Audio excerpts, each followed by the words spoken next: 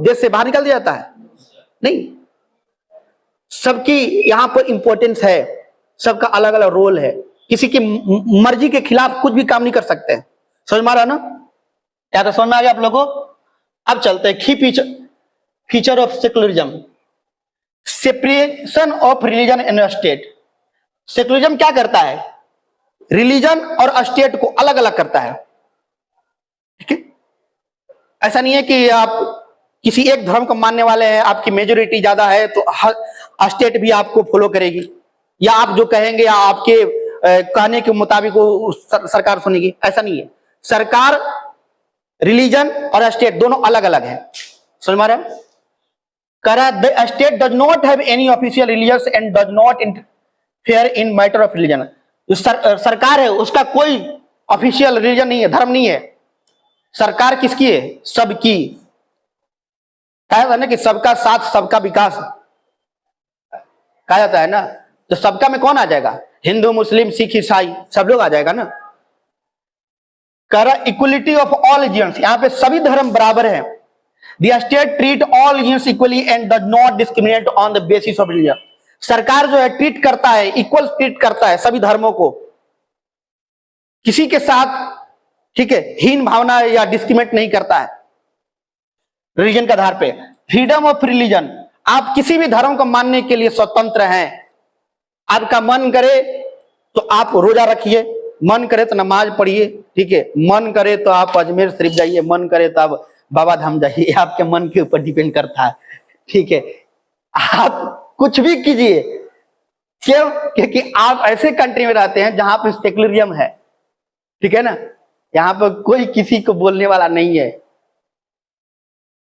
Every person has the right to follow, practice, change और not follow any religion on their choice. आपका मन है। ऐसे ही इसमें से बहुत सारे लोग हैं नमाज नहीं पढ़ते हैं, तो क्या होता है? आपको गोली मार दिया जाता है, आपको सुली चढ़ा दिया जाता है? नहीं, आपके राइट्स है। आपका मन करे तो पढ़े, ना मन करे तब ना पढ़े। ठीक है, ये तो हमारा मूलभूत अधिकार है ना, ये तो मेरा फंडामेंटल राइट है। समझ में आ रहा? अगला देख लेते हैं, प्रोटेक्शन ऑफ माइनॉरिटी। मैंने बताया था आपको, ये क्या करता है? जो माइनॉरिटी लोग है उनको क्या करता है? ये प्रोटेक्ट करता है। Secularism protect the rights, culture, language and religion of minority community. ये सभी माइनॉरिटी कम्युनिटी को क्या करता है? प्रोटेक्ट करता है। ये अधिकार देता है कि आप कोई भी धर्म मानते हैं, आप अपना त्योहार मना सकते हैं, कुछ भी कर सकते हैं। ठीक है, अगर ये सेकुलरिज्म नहीं रहता, आप जानते हैं जीतन राम मांझी को, जीतन राम मांझी जो अभी सूक्ष्म लघु मंत्री है सेंट्रल कैबिनेट में, नहीं, अच्छा चले, सीजेपी को जानते हैं? प्रोटेस्ट चल रहा था, मैं लेता हूं। उसका फाउंडर कौन है? अभिजीत दीपको, वेरी गुड। कौन है वो? फाउंडर है। उसका रिलीजियस क्या है? वो दलित है। वो कौन है? दलित है।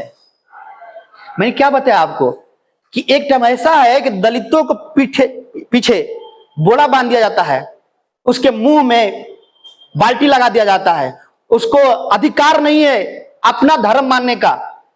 एक दलित है जिसका घर जो है, ठीक है, यहां मंदिर है, इसका घर यहां है, लेकिन इसका ये अधिकार नहीं है कि ये रोड है, इसका अधिकार नहीं है कि इस मंदिर को क्रॉस करके बाहर जाए। इतना जबरदस्त इन लोगों के साथ हस्तक्षेप किया जाता था। अगर आपको यहां आना है तो आपको 5 किलोमीटर सफर तय करके जाना पड़ेगा। क्यों? क्योंकि मंदिरों में आपका जाना वर्जित है। बाबा साहब भीमराव अम्बेडकर जिसने संविधान लिखा था, कौन थे? दलित थे। उनको भी अधिकार नहीं था, उनके साथ भी डिस्क्रिमिनेट हुआ। ये आजादी हमको मिली है या संविधान हमको मिला है, ऐसे नहीं मिला है। समझ मारा? पहले के लोग इतने क्रूर थे कि जो हमारे भी कम्युनिटी में जो ऊपर का कम्युनिटी था अपने निचले कम्युनिटी को दबाता था। अगर वो खाट पे बैठ गया, आप अगर छोटे कम्युनिटी से बिलोंग करते हैं तो आपको अधिकार नहीं था उसके बराबर बैठने का। लेकिन आज हम सब बराबर हैं, तो ये अधिकार हमको कौन दे रहा है? सेकुलरिज्म दे रहा है। समझ में आ रहा? Justice and fairness. It's ensure that law and policy are made in the interest of all citizens, not of any particular religion. ये हमको क्या करता है? न्याय देता है। Promote peace and harmony. It build mutual respect and understanding among people of different religions. ये क्या करता है कि यहाँ पे शांति को प्रमोट किया जाता है कि यहाँ पे सब लोग इक्वल है, ठीक है, और सब लोग एक दूसरे के साथ रहे, मिलजुल कर रहे, शांति स्थापित करे। समझ में आ रहा? अब भारतीय कॉन्स्टिट्यूशन क्या कहता है सेकुलरिज्म के बारे में? द प्रीएम्बल ऑफ कॉन्स्टिट्यूशन, जैसे हम लोग पढ़ते हैं ना, with the people of India, हम भारत के लोग, भारत को संपूर्ण प्रभुत्व संपन्न समाजवादी पंथ निरपेक्ष लोकतंत्र समाज, ठीक है, हम किसको मानने वाले हैं? यहाँ पर सब लोग बराबर है ना? With the people of India, हम भारत के लोग, हिंदू मुस्लिम सिख ईसाई किसी भी धर्म से बिलोंग करते हैं, आप अमीर हैं गरीब हैं, आप काले हैं गोरे हैं, डजंट मैटर। इंडिया कॉन्स्टिट्यूशन कहता है, प्रीएम्बल कहता है कि हम सब बराबर हैं। समझ में आ रहा? और ये जो सेकुलरिज्म वर्ड आया, ये नहीं था प्रीएम्बल में, ये प्रीएम्बल था ही नहीं। 42 सिटीजन कॉन्स्टिट्यूशन अमेंडमेंट एक्ट 1976 के थ्रू आया है। करा the preamble of the constitution promise justice liberty equality and fraternity to all citizens.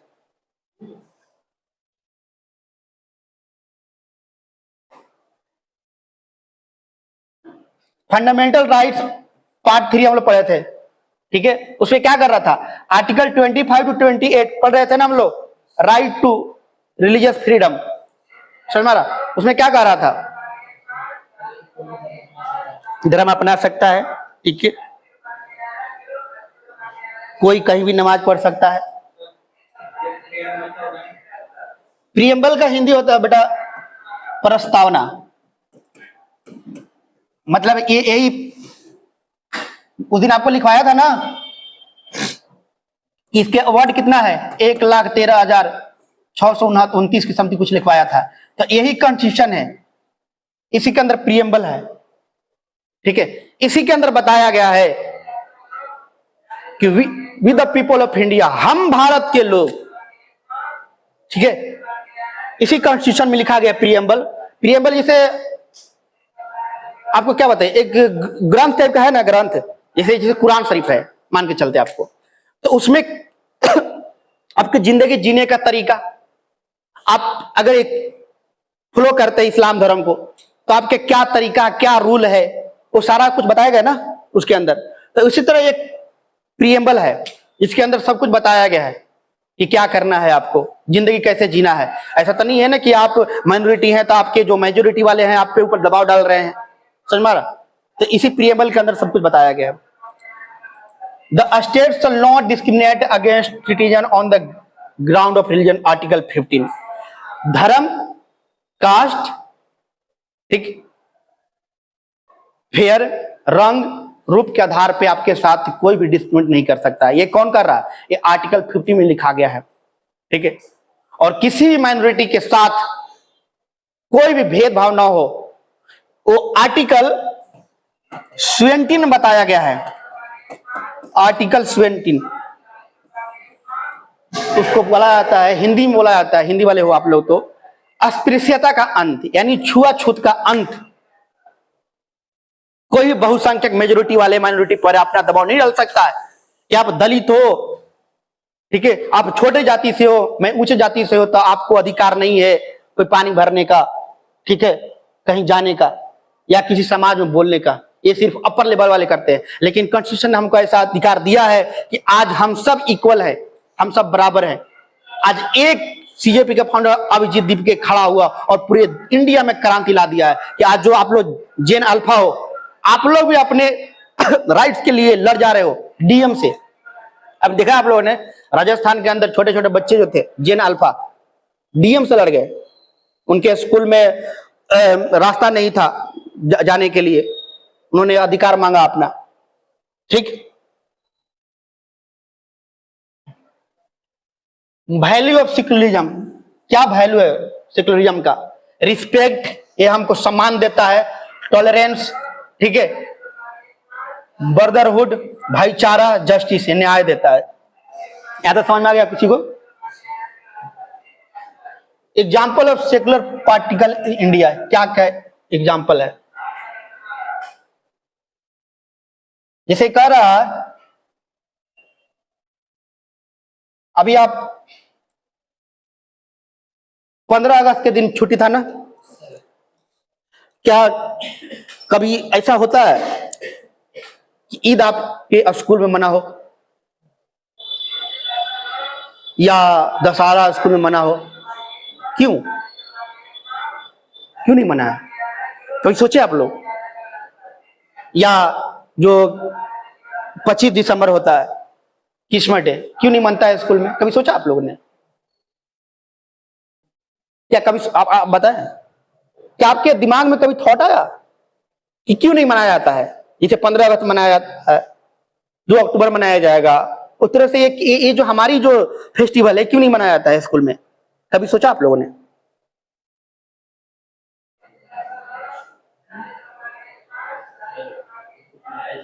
कौन बताइए? स्कूल में मैं तो नहीं देखा है। मैं तो नहीं देखा है, मैं भी तो पढ़ के आया हूं, मैंने नहीं देखा है। अगर कोई मनाता होगा तो वो सरकार को बिना इन्फॉर्म किए मनाता होगा। आप खुद समझदार हैं, इतना देर से पढ़ा रहा हूं एक ही चीज, कि जो रिलीजियस होता है और सरकार होता है, दोनों अलग अलग है। तो जो स्कूल है किसका है? सरकार का। तो रिलीजियस उसमें हस्तक्षेप नहीं कर सकता है। आपका धर्म है, आपका फेस्टिवल है, उस दिन आपको छुट्टी दे दिया जा रहा है, आप घर पे मनाइए। आपका फेस्टिवल है, आप मुसलमान हैं, ईद मनाना है, आपको छुट्टी दे दिया जा रहा है, आप घर पे मनाइए। लेकिन कोई भी धर्म के लोग स्कूल में नहीं मना सकता है, क्योंकि ये हमको राइट्स नहीं है। ठीक है, ये सरकार के खिलाफ हो जाएगा। यहां कह रहा कि government school do not teach any religious but moral value. ठीक है, सरकारी स्कूल में किसी भी धार्मिक शिक्षा नहीं दी जाती है। कभी देखें कि सरकारी स्कूल वहां पर आपको हाफिजा पढ़ाया जाता है, या आपको संस्कृत में पढ़ाया जाता है, या मतलब संस्कृत भाषा हो गया, समझ में आ गया ना, लैंग्वेज हो गया संस्कृत। लेकिन अगर पंडित बनाना और आपको मौलवी बनाना, जैसे अरबिक हो गया, हमारा क्या एक भाषा है, तो हम गए, बढ़िया से गए, आराम से टोपी ओपी लगा के पढ़ा करा, स्टार्ट है, बिस्मिल्लाहिर्रहमानिर्रहीम पढ़ने स्टार्ट किया। क्या है भाई, तुम मदरसे में जाओ ना, तुम यहाँ क्या करने आए हो?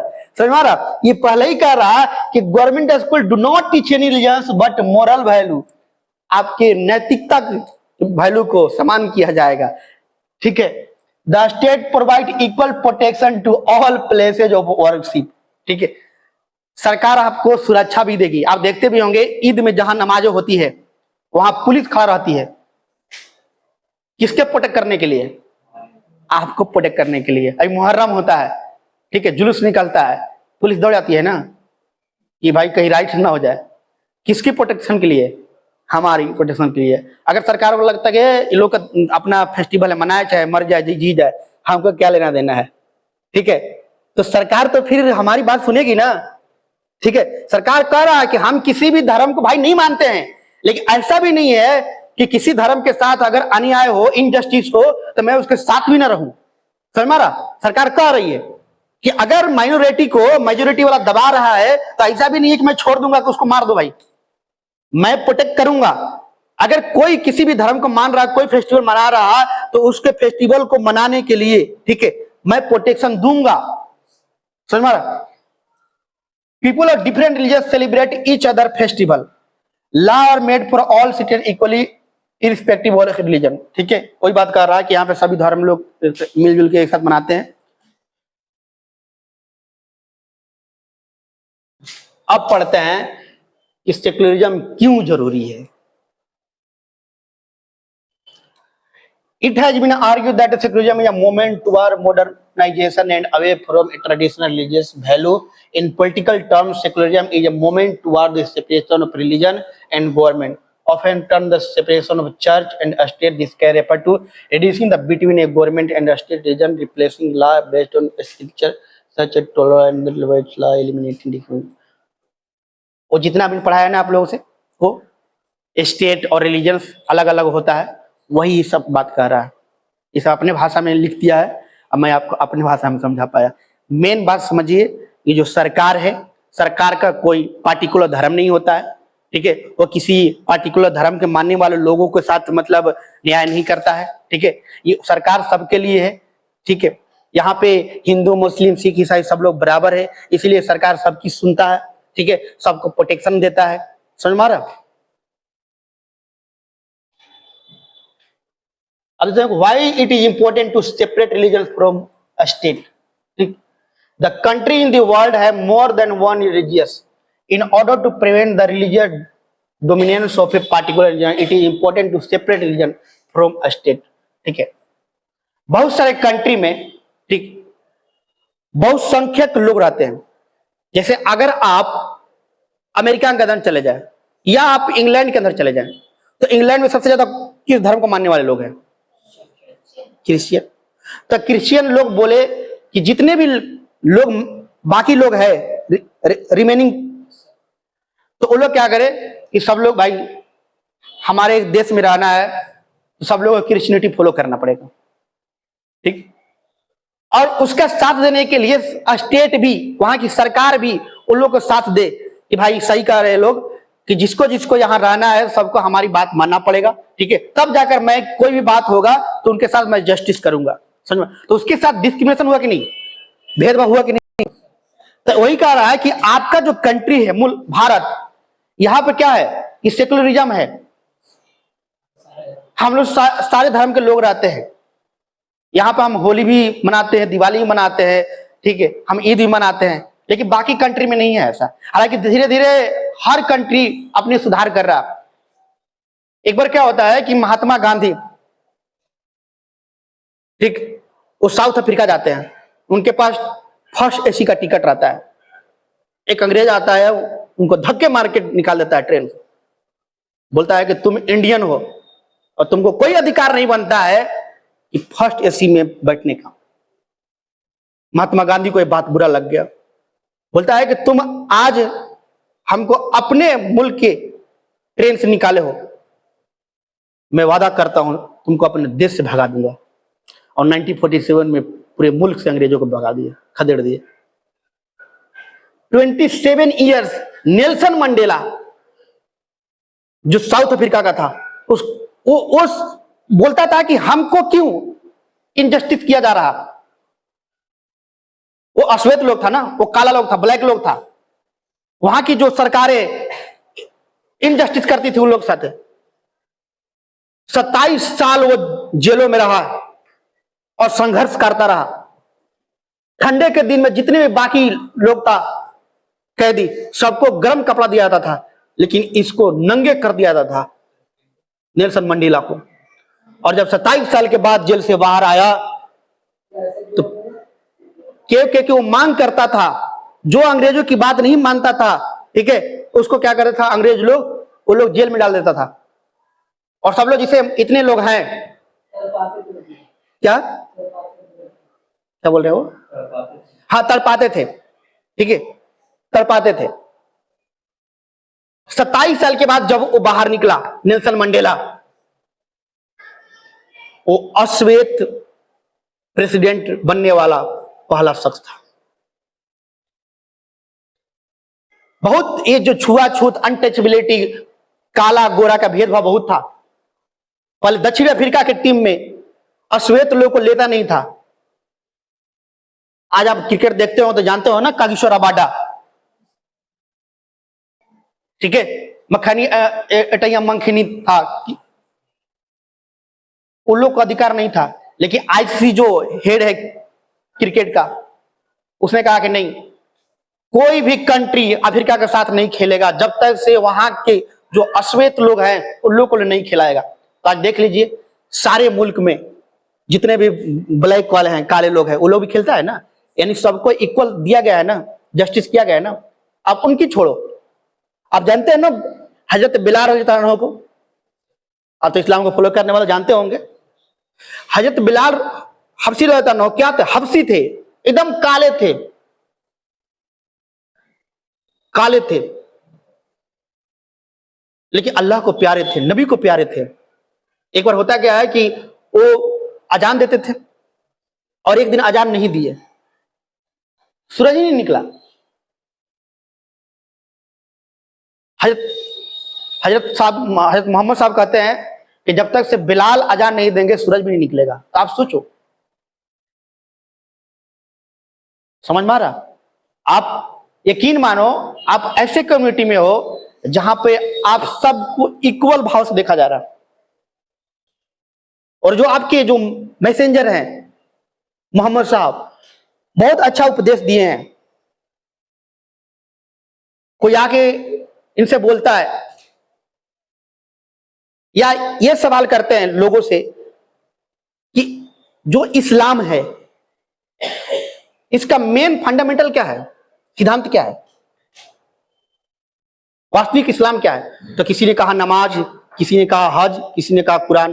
बोले कि नहीं। तो लोग बोले कि आप बता दीजिए, हम लोग हार गए। तो बोले कि सबसे मजबूत अमाल क्या है? इखलाक, मोहब्बत। आप 5 वक्त नमाज पढ़ते हैं और आपके अंदर मानवता नहीं, ह्यूमैनिटी नहीं है, तो मुझे नहीं लगता है कि आप बहुत बड़ा आलिम हैं। समझ में आ रहा? और आज के टॉपिक में ही पढ़ाया गया था सेकुलरिज्म। आपको इसमें यही बताता है कि आप किसी भी ओहदे पे हैं, किसी भी धर्म को मानने वाले हैं, अगर आपके अंदर ह्यूमैनिटी नहीं है तो आपका जिंदगी व्यर्थ है, उस पशु की तरह है जो अपंग है, जिसके पास पंख तो है लेकिन उड़ नहीं सकता है। समझ में आ रहा? यहां तो समझ में आ गया था ना आपको?